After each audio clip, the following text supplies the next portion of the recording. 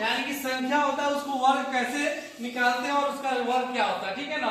तो हम लोग कक्षा 4 और 5 में है, तो 1 से 20 तक वर्ग 1 से 20 तक संख्याओं का वर्ग निकालेंगे और लिखेंगे और इसको याद करेंगे, ठीक है। तो हम यहाँ पे लिख दिए 2 कॉलम, एक संख्या बना दिए, एक वर्ग संख्या, यानी जो संख्या है उसको वर्ग संख्या में कैसे कन्वर्ट करते हैं, ठीक है ना। तो वर्ग पहले जानेंगे कि वर्ग क्या होता है। तो कहता है कि वर्ग संख्या है कि जिस संख्या का वर्ग निकाला तो उसी संख्या से फिर दोबारा स्वयं गुणा कर देने पे जो हमको गुणनफल प्राप्त होता है उसी को वर्ग संख्या कहते हैं। क्या कहते हैं? तो यहाँ पे देखो हमने संख्या लिख दी है, तो एक हमने यहाँ पे उठाया एक, और यहाँ पे क्या निकाला है? वर्ग। क्या निकालना है? वर्ग का मतलब क्या होता है? पावर में कितना? 2। इस पावर के 2 का मतलब होता है कि एक को कितना बार गुणा करना है? 2 बार। एक को कितना बार गुणा करना है? 2 बार। एक में एक से गुणा कर दे, एक एकम एक, एक एकम एक। इसी तरह 2 का निकालेंगे, तो 2 का निकालेंगे तो 2 का पावर में 2 हो जाएगा, और 2 को कितना बार लिखेंगे गुणा में? 2 बार। कितना बार लिखेंगे? 2 दूना 4। फिर 3 है तो 3 लिख दिए, वर्ग है तो क्या लिखेंगे पावर में? और 3 को कितना बार गुणा करेंगे? 2 बार। 2 बार। 3 त्रिका 9। 4 है तो 4, अब पावर में कितना? 2, और 4 को कितना बार लिखेंगे बाबू? 2 बार। कितना बार लिखेंगे? 4 का 16। देखो इसी तरह हम लोग लाइन से जो संख्या दिया होता है उसी संख्या में फिर से दोबारा गुणा करते हैं, तो जो गुणनफल प्राप्त होता है उससे हमको क्या कहते हैं? वर्ग संख्या कहते हैं। क्या कहते हैं? अब जानेंगे एक तरफ और मेथड होता है, उस तरीके से हम लोग जानेंगे मेरा ये सही है।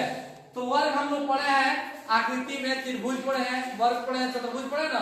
तो चतुर्भुज में हम लोग वर्ग के बारे में जानते हैं। तो चतुर्भुज कहता है कि वो ऐसी आकृति जो चारों भुजा से घिरा हुआ होता है उसे चतुर्भुज कहते हैं। अब उसी का एक भाग होता है वर्ग, कहता है कि वैसी चतुर्भुज जिसकी चारों भुजा बराबर हो, जिसकी चारों भुजा और प्रत्येक को 90 डिग्री तो उससे वर्ग कहते हैं। तो देखो हम लोग एक का जैसे निकाले, हमने वर्ग यहाँ बना दिए, चारों भुजा बराबर कर दिए। क्या कह दिए?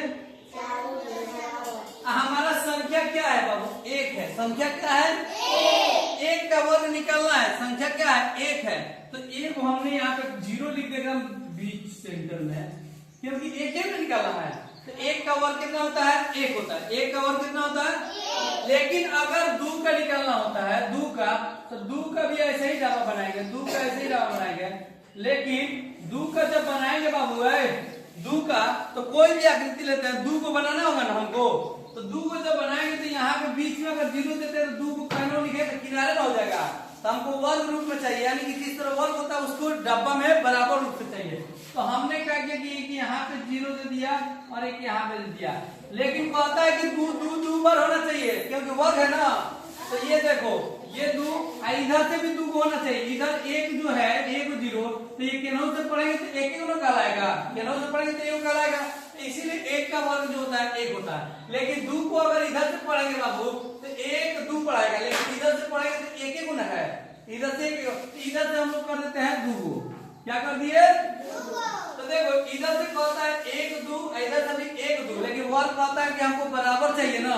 तो बराबर इसको करने के लिए एक और 0 देंगे, तो 2 का वर्ग कितना हो जाता है बाबू? 4। 2 का वर्ग कितना हो जाता है? 4। तो ये 1 का वर्ग था कितना? 1। 2 का वर्ग कितना होता है? 4। 2 का वर्ग कितना होता है? 4। इसी तरह अगर 3 की बात करते हैं, एक डब्बा बड़ा सा बना लेते हैं, वर्ग बना लिए हम। देखो इसमें 3 को 0 पहले तो एक तरफ से लिखेंगे, एक तरफ से कितना 0?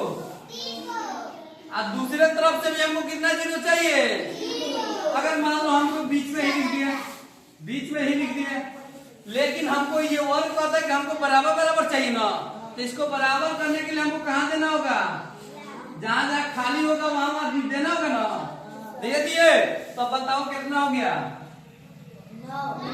यानी कि 3 का वर्ग कितना होता है? 9। समझ में आया?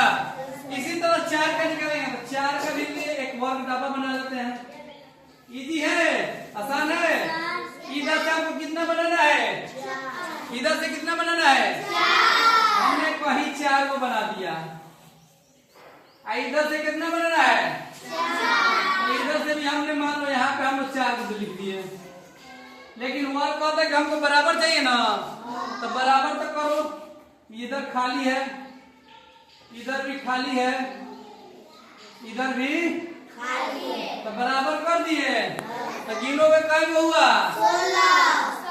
1 2 3 4 5 6 7 8 9 10 11 12 13 14 15 यानी कि 4 का वर्ग कितना होता है? अगर हमको 5 निकालना होता है, किसका?